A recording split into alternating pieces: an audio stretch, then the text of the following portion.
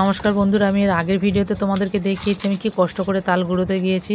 তো দেখো আমি তালটা পুকুর থেকে ভালো করে ধুয়ে নিয়ে এসেছি, নিয়ে এসে বোঁটাটা খুলে ফেলে দিয়েছি, দিয়ে আমি এইভাবে করে সরু সরু করে আঁশগুলো তুলে নিচ্ছি।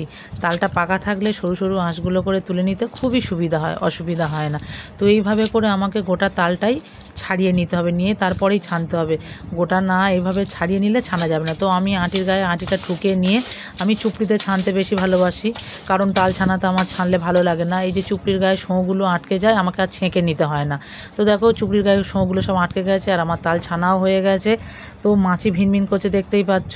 আমার তালের গন্ধ কিন্তু খুবই ভালো লাগে, তালের গন্ধ সব করছে, খুব ভালো লাগছে।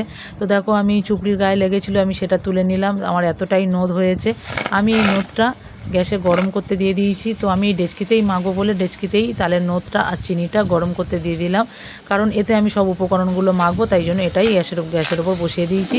তো দেখো এইভাবে গরম হয়ে গেছে, দেখো ফুটে ফুটে চিনিটা পুরো গলে গেছে।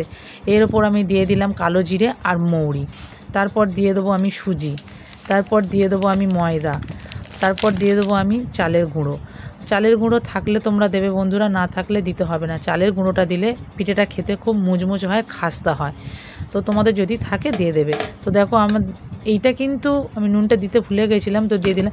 এটা কিন্তু ভালো করে ফেটাবে বন্ধুরা, বারবার বলছি, এটা অনেকক্ষণ ধরে ফেটাবে। যত ফেটাবে তত ফুলে রসগোল্লার মতো হয়ে যাবে পিঠেগুলো। না করলে তোমরা মানে বিশ্বাস করবে না বন্ধুরা।